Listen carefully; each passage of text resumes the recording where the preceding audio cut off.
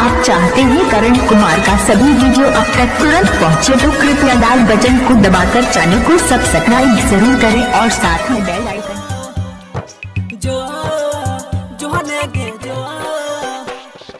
लाल बाबू recording by Supriya studio पूरा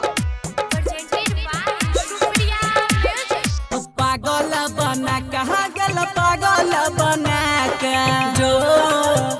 ने गे जो पागल बना कहा गल पागल बना के पागल बना कहा गल पागल बना के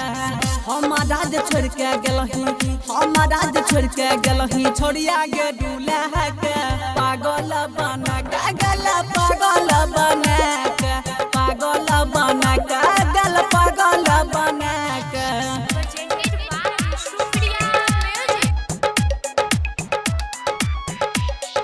लाल बाबू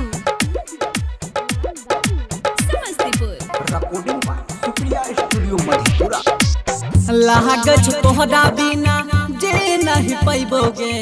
जहरा जुदाई के पी नहीं पैबोगे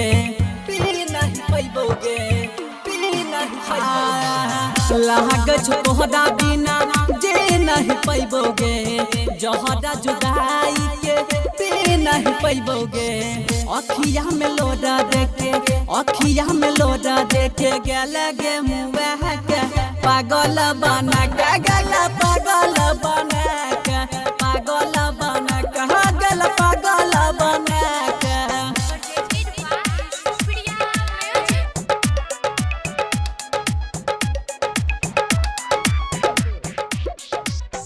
रहुसन लाल के रही दिल जानी रही तोरा राहुल संग